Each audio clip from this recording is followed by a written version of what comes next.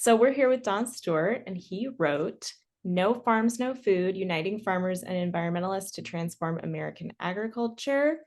Thanks for being here with me today, Don. Let's start with the American Farmland Trust.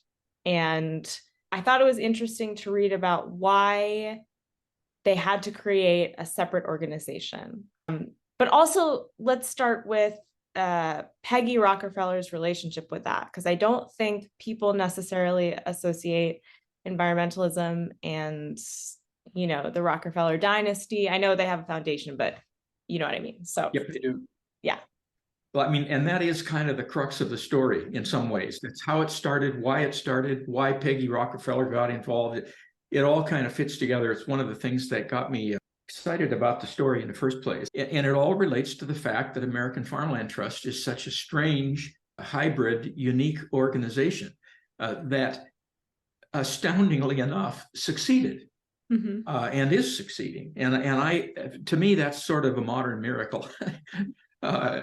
Because I mean, Peggy Rockefeller, again, she was the wife of a legendary figure of wealth, probably the Bill Gates of his day, David Rockefeller, and who himself was a source of all kinds of speculation and suspicion, And it turns out their family was very invested in farming. They had owned a lot of farm properties at various locations, including, I believe, in the Connecticut River Valley, where there was a lot of pressure to develop. And so there she is, serious about agriculture and probably a serious member of these communities. They probably weren't poor communities, but nonetheless, they were committed agricultural communities, and very often of course, in the Northeast, also many generations of investment in their land. And they look around and it's all going away. It's all been getting developed. And what can we do about it? My God, this is a farm has been in the family for 9 generations or something. And suddenly they want to put houses and shopping malls on it. And it was just deeply distressing to her. So here she is. She's a member of the Nature Conservancy. She's on the board of the Nature Conservancy. And naturally, she goes to the Nature Conservancy and asks them for help. And to keep in mind that TNC was very much at the time in the process of trying to keep itself pure and focused on what they now refer to. I don't know if they did at the time, but today it's what they call the last great places. That really means of putting a high priority on the very most strategic and most environmentally productive locations. And protecting farmland, that's a little more of a mixed bag, right? I mean, a lot of those TNC folks probably would see a piece of farmland and think, oh boy, let's convert it to natural forest. They're not thinking, so TNC they couldn't do it. And they did a search, couldn't find anybody else that wanted to do it either, that was already involved either in the agriculture side of this or in the environmental side. And they had no choice but to create a separate organization. And if you think about that for a moment, you realize that the reason they were creating a second organization is that no mature existing organization wanted to do something that they considered impossible. I mean, nonprofits are supposed to have a constituency, people that are, just dying to contribute because they care so much about the mission. And if the mission is, well, let's save agriculture from those damned environmentalists, that people might contribute to that, And conversely, if the mission is, let's save the environment against all those horrible farmers, well, again, people might contribute to that. But if the mission is, let's save both farming and the environment and have this work out well for both of them, where are you going to find a contributor? I mean, of course, that's at least at the time seemed pretty logical. But I mean, I think it's astounding that they made it work. And to me, that story of that they made it work and how they made it work is just kind of an amazing one.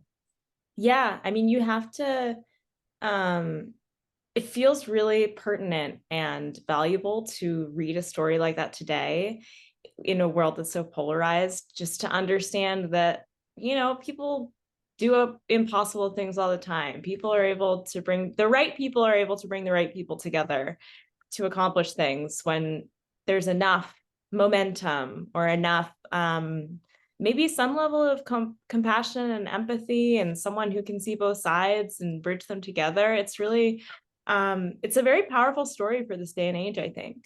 Yeah, I do too. I think John Piotti, AFT's president, when he actually asked me to write this book, and when we talked about it, one of the very first things he said is, "This is not just a history of American Farmland Trust. This is about a really amazing phenomenon that took place," and I just couldn't agree more. I remember I went to initially he had me go to a board meeting of AFT where they were going to honor some of the founders. So it was a chance for me to actually interview some of those people, right all in one place. So a meeting was at some hotel in Chesapeake, and I'm in there, and I was supposed to go to a kind of some of the board meetings and some of the other events, but I had done these interviews. I'd done this series of about 5 interviews with some of these amazing people that were there at the very start, and I had this all in my head. I know what the story is. I know what to write. And I disappeared into one of those little alcoves in a hotel and sat in a big chair with a yellow pad and started scribbling. And an hour and a half later, I looked up and realized I'd missed one of the meetings I was supposed to go to. But I just wanted to get all those thoughts down on paper. To me, that's the really easy way to write a book. Is if you have something that you really believe in as a theme right off the bat, then everything else falls in place. Yeah. Well, so let's discuss some basics about American Farmland Trust and what it was trying to do. So for someone who doesn't know, like, how would you describe an easement to them? Okay, so that was kind of the essence of the beginning point, right? They were just beginning around the country. Keep in mind, in 1980, the land trust movement almost didn't exist. I mean, it was really small. There was no kind of uniform law across the country. Various states were doing their own thing. Some didn't do much at all, and all of that was just in the process of changing. But that was the notion. Peggy Rockefeller wanted AFT to be the TNC, the Nature Conservancy for agriculture. And that's kind of what she, I think, originally envisioned. It would be an organization that held easements, agricultural conservation easements. Other land trusts hold environmental easements. And an agricultural conservation easement is an environmental easement in that the environmental value you're trying to preserve is that land remains open, undeveloped, and in agriculture, and hopefully active, productive, profitable agriculture. And that was kind of her initial vision. But the problem was this. They knew that if they this was a huge problem, 2 million acres all over the country, national problem, probably global. And she knew that, they all did, that they weren't going to get this problem solved if they just kind of sat around. And I have huge respect for the land trust. I'm on the land trust board locally, but there's a sort of a traditional land trust view, which actually most land trusts these days leap pretty well beyond. But the traditional view is you basically wait. You basically wait until someone wants to make a charitable contribution to your organization by donating either land or a conservation easement protective of the environment on their land, and hopefully will help you fund the cost of monitoring and stewarding that over time. That was sort of TNC's model, although they have gone way beyond just holding land. TNC's a really active and effective environmental organization. But it was pretty clear, if that's what you're going to do, if that's your business model, you you're never going to get there. I'm sorry, you're just never going to get there. They wanted AFT to be the national go-to organization like that, but it just wasn't going to happen. So they knew they had to work in the policy arena. And the very first thing you realize, if you hadn't realized it before, you sure as heck realize it the first time you walk into some legislator's office and you say, hey, I've got this great idea for protecting the environment. And the legislator says, well, great. Where are the environmentalists in all this? You need an answer to that question. And conversely, I've got this great idea for preserving agriculture and protecting farmland, and the legislator is going to say the same. Well, where are the farmers? Are they with you on this? And honestly, if they're not, I'm sorry, you're just history. You're out of there. So that's the end of it. And to me, the miracle is that in 5 years, in 5 brief years between 1980 and 1985, American Farmland Trust had, using this notion of getting farmers and environmentalists to collaborate, to work together to address basically their joint problem that development at the time was both conservation practices, conservation management, and conservation easements, agricultural conservation easements. All three, all that was involved in, and is today involved in AFT's mission. And I guess the wonder of it is that in just those 5 years, Doug Wheeler, the president, first 5 years, had managed to pull together a sufficient farm environmentalist coalition around those issues in the United States Congress that they were able to actually, in 1985, pass the very first conservation title in the United States Farm Bill. Keep in mind, the Farm Bill was the industry's farm bill. This was the farm industry's bill, man. This was what they cared about, what they fought for every year. This was their freaking bill. And within 5 years, that bill had a conservation title that was revolutionary. It had I don't know if it was called that at the time, but it had environmental quality incentives, conservation practice, cost share money for farmers that wanted to install good, sound conservation management on their land. It had all sorts of stuff in there that you just honestly would never have dreamed would ever end up in any farm bill. And farmers and environmentalists work together to make that happen. And it's in some ways it's a story about both of them, right? It's a story about the fact, if you're an environmentalist, man, you got to know the world is in horrible shape. It's terrifying what's happening. We've gone in 1800, there were less than 1 billion people on this planet. Now there are 8. When I was born, there were only 2.5 million people. In one lifetime, 5.5 billion people have been added to the number of people on this planet. It's astounding. And if you're an environmentalist, you see that coming, man, you got to be worried. And similarly, farmers, they're looking at the same thing coming at them. They're operating half the land in this country. So they are in the crosshairs, and they know it. And somehow or another, both of them are very uptight. Their missions are absolutely critically important. We can't live if we don't have an environment. We also can't live if we don't eat. So, somehow you got to work that out. And in 5 freaking years, AFT made one of the more amazing head starts that I can just imagine. I just kind of went on there, my apologies, but I guess that to me is sort of the story, right? It's that if you don't have a coalition from both of them, you really are nowhere. But if you do have a coalition between these two groups that traditionally don't much like each other, what you find is you've kind of worked a miracle. It's sort of the shock and awe of the political arena. You walk into a hearing room, and if you walk into a hearing room and you call a bill, say, and let's get the 2 first pro voices to come up here, and maybe the chair of the committee will call up the first 2 witnesses. And it turns out you look down there and you see, as a legislator, and what you see the Nature Conservancy sitting down next to the Farm Bureau, and they're both going to testify in favor of this bill. That's just like that's just like a, astounding experience. It's like, holy smoke, what's the bill? Where can I sign? We're going to pass this bill no matter what the heck the bill is, because you've suddenly got this amazing coalition. I, as a legislator, don't have to, cut the baby in half or whatever.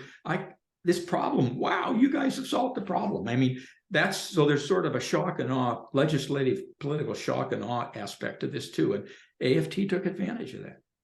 Yeah. So I think about, today, when I think about these two groups, there are so many words that are politicized now that help, create this divide between these two groups. And I'd imagine that there were probably similar challenges back then. They just used different words. So how was that navigated? Well, I can tell you that AFT told the same story to both sides. Many times the same story to both sides when they were in the same room together. And I recall when I came to AFT in 2000, I recall the term sustainability was taboo. Nobody wanted it. No farmer wanted to, sustainability, screw that, and I got to get my bills paid tomorrow kind of thing. And one of the things that AFT sort of,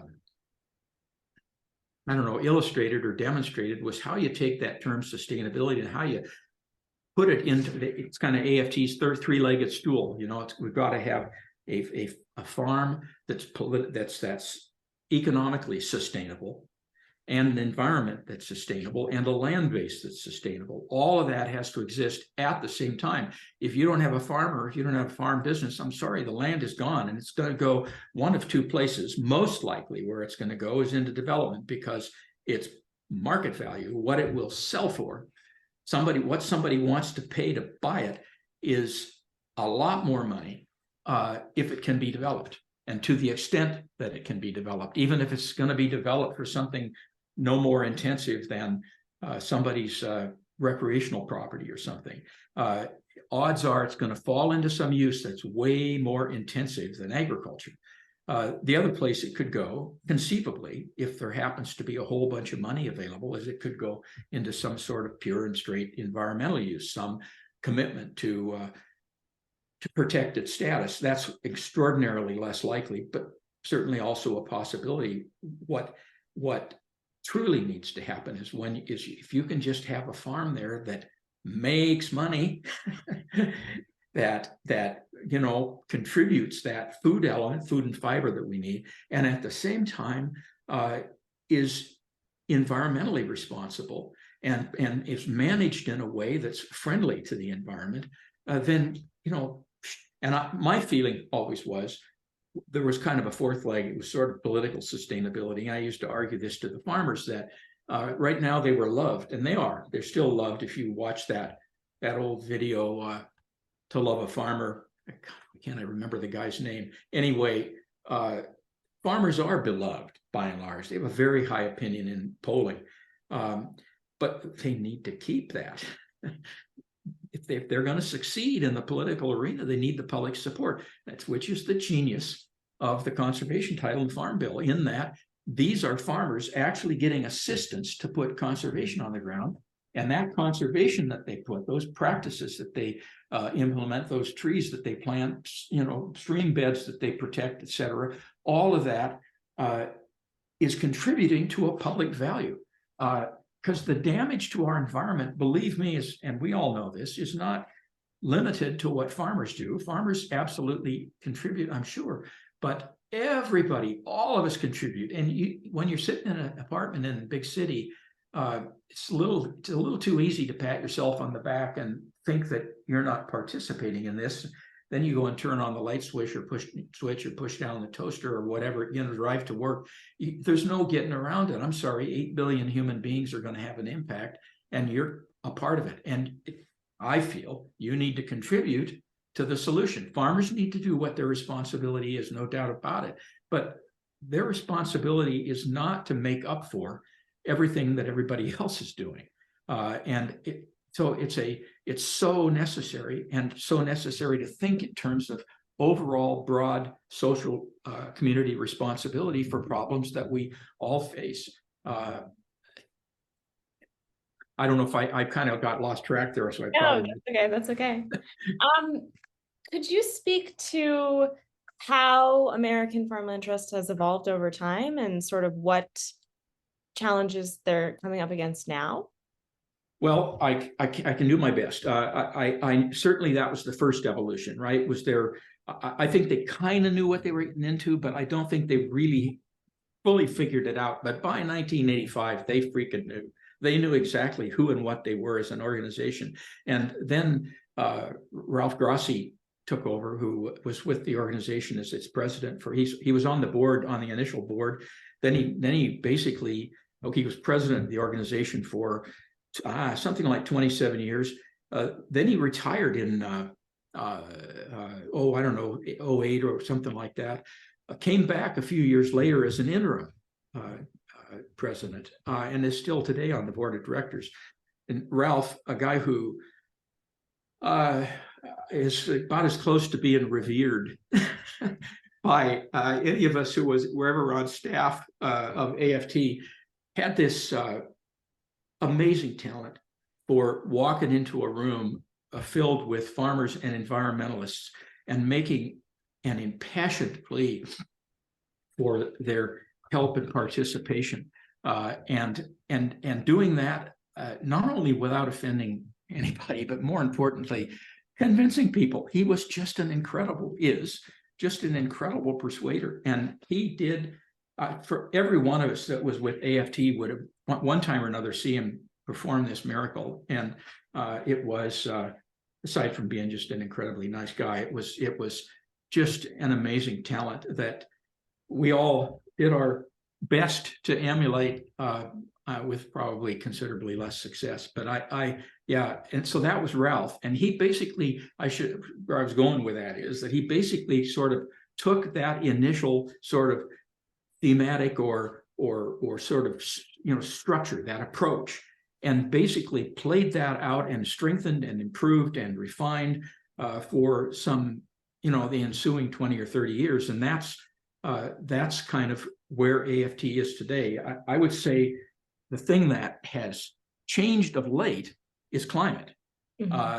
Maybe there's other stuff too. There are AFT has become very actively involved in minority issues, women's issues, and all kinds of needs to diversify the farming environment, and the use of those lands we're protecting.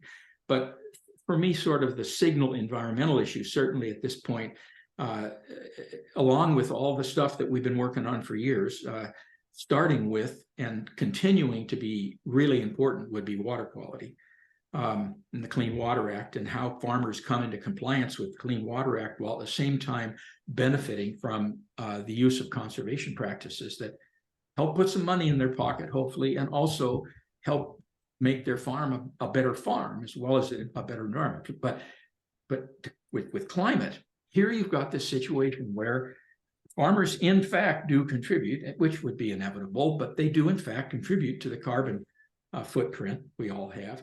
But more importantly, they have an opportunity. Climate, if there was ever something that's everybody's responsibility, that's it, right? There's no way you get around the fact that climate is everybody's fault. And here farmers they've got these lands, which it turns out, if you manage them with sustainable practices, with, for example, good soil management practices, that you can actually basically reduce to zero and turn them into a net carbon sink rather than into a net emitter. And all we need to do, none of it is inconsistent with sound, profitable, successful agriculture, the business of agriculture. None of it is inconsistent with that. And in fact, if we do this right, it should strengthen their bottom line. We should be able to get them paid. Again, the environmental community gets very tight when you start talking about paying people to do what they consider to be the right thing. That's not what I'm talking about here. Farmers will do the right thing, and if they have to be required to do it, then that's the way it is. But their piece of this, their proportion of responsibility for the problems we face is only so much. It's only so much. And there's a point when you want them to do more. I'm sorry, we need to contribute as a society to make that happen. And if we can do that with cost share or environmental markets or in some means make that happen, farmers will get a much improved bottom line. They'll be producing environmental services as well as carrots. And you end up with this, definitely this, yes, you get farmers as a net carbon sink, actually helping us improve the carbon situation. And they end up getting helped financially in order to do that. Seems to me that's as good as a win-win as you're ever going to find. Yeah, I remember reading a really interesting article, just thinking again about the power of language, about the term regenerative agriculture and how it was being used in Congress, and how there'd been this sort of discussion where Republican members of Congress were basically said they didn't want to say that word.